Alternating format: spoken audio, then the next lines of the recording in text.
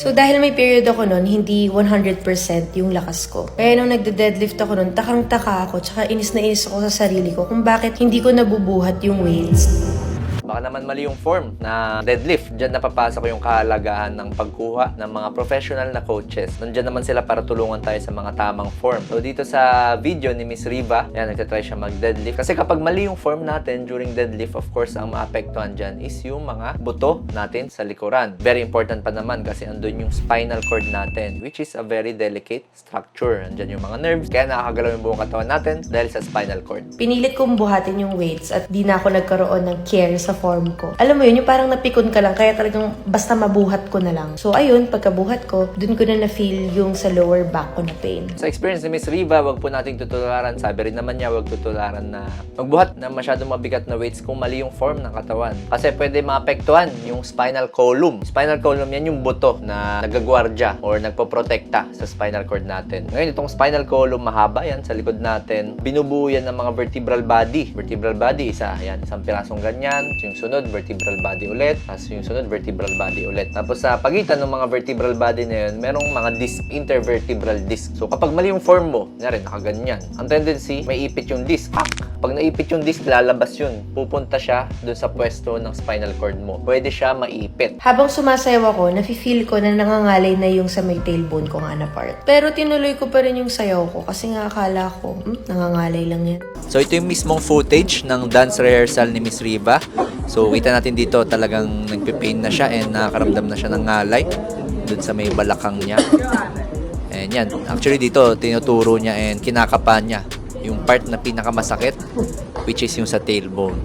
So, tailbone yan yung coccyx na tinatawag. Sa buto kasi natin dito sa may balakang, yung dulo na buto dyan, parang buntot yan ng tao yan. So, maraming pwede mag-cause ng pain dyan. Pwedeng infection, pwedeng trauma, kunyari napaupo ka. Tapos talagang salampak yung pet mo sa floor, tapos tumama yung tailbone mo doon, pwede ma-fracture yun. Depende sa edad ng pasyente, tsaka sa history ng pasyente. Pero dito kay Ma'am Riva, mukhang dahil sa kanyang maling form during exercise. Pero may part dun sa sayaw na parang magsisquat ako or magsisit ako. Pagkasit ko, dun ko na siya na-feel na masakit na siya talaga, hindi na siya ngalay. So, pinilit kong tapusin yung sayaw hanggat sa kaya ko kahit na may nararamdaman na ako sa likod ko. Grabe, nagkakanda mali-mali na ako sa steps, hindi ko na nagawa yung steps. Kasi nga, may iniinda na talaga ako sa likod ko. Okay, so merong ngalay factor. Ibig sabihin, merong muscle na nanghihina. Very common yan kapag nagkakaroon ng nerve impingement or yung naiipit na yung mga nerves galing sa spinal cord. Kanina, sabi ko, yung spinal cord nagkokontrol sa buong katawan. Sa spinal cord, merong mga nerves dyan na lumalabas. Yung labasan ng nerves dyan, medyo masikip. Makakalabas sila pero masikip. Ngayon, onting ipit lang ng mga disc na lumabas doon sa pwesto nila, pwede rin maipit yung nerve. O kapag naipit yung nerve, maapektuhan ngayon yung nerve supply sa muscle kung saan siya pupunta. Kunyari, may nerve na lumabas sa spinal cord, tapos nakasupply siya sa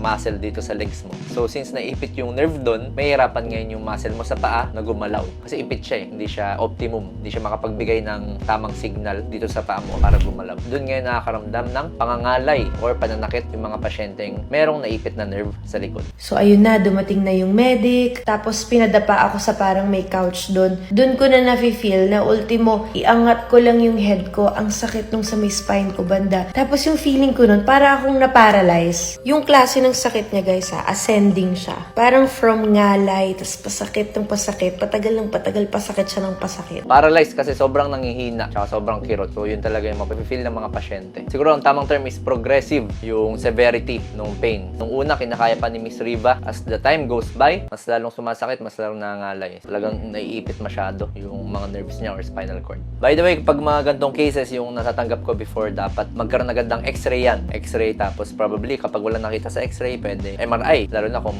nagsususpetsa tayo ng mga ipit-ipit sa nerve. Kapag MRI kasi, mas kita po yan yung mga nerve dyan. Kailangan kong magpa-x-ray then MRI. Tama. Tapos nakapag-MRI na ako kaninang 2 a.m. At ito na yung finding. So, sabi sa impression, mild disc desiccation, and posterior disc bulges with a small right paracentral disc protrusion that indents the ventral thecal sac, L5 to S1. Ang ibig sabihin po ng kanyang diagnosis, nagkaroon ng pagkatuyo ng disc, yung mga disc sa gitna ng vertebral body. Dapat yan ay hydrated. Punong-puno dapat yan ng tubig normally. Yung kay Miss Riva, natuyo. Tapos meron ding posterior disc bulge. Ayun na yung sinasabi kong lumalabas yung disc papunta dun sa spinal cord. So, posible maipit yung spinal cord. Pero dito kay Miss Riva, wala pa namang ipit. Pero papunta na, paipit na.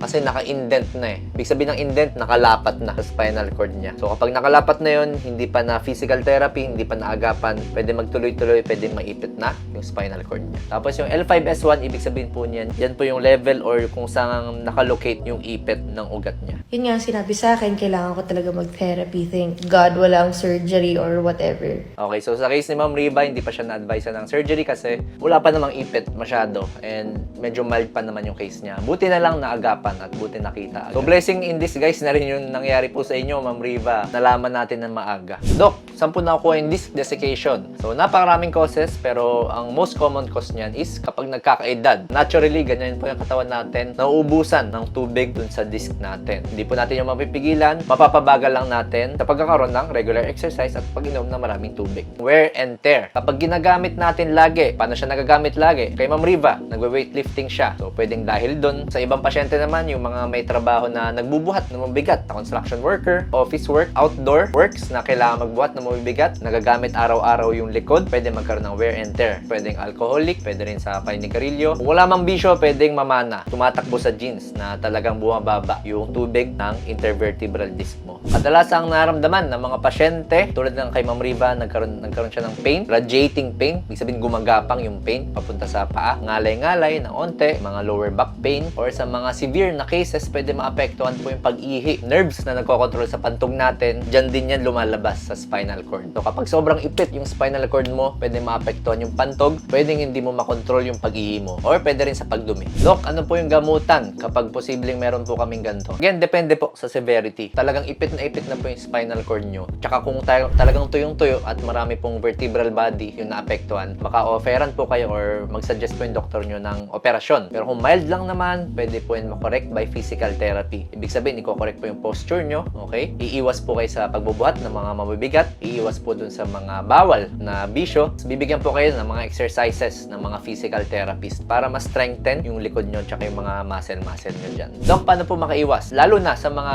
medyo nag-workout ngayon, no? Or sa mga merong trabaho na nagbubuhat na mabigat. Huwag po natin pupwersahin yung mga sarili natin. Kumbaga, listen to our body. Kung talagang hirap na tayo sa binubuhat natin, bawasan po natin. And of course, huwag kakalimutan mag-stretching, warm up, and cool down para po hindi nabibigla yung mga muscle tsaka mga buto natin. And of course, kung medyo overweight po kayo, ibig sabihin yung BMI nyo medyo mataas or overweight or obese, makakatulong po kung magbabawas tayo ng timbang. Of course, kapag mas magaan or mas normal yung timbang natin, mas hindi po hirap yung mga spinal cord natin sa likod. Mag-maintain ng good posture, umiwas po sa mga bisyo, alak, sigarilyo, at magkaroon ng regular exercise na supervised by your coaches para tama yung form natin. Doc, kung tuyo na yung disc, pwede ba yung lagyan ulit ng tubig? So actually, sabi ko kanina, natural process yun ng katawan sa nagkakaedad, nauubos talaga yung tubig nun. Unfortunately, hindi po yun mabibigyan ulit ng tubig. Pero yung mga binanggit ko pong pag-iwas at pag-maintain ng mga good posture natin, etc., pwede po mapabagal yung pagkaubos ng tubig dun.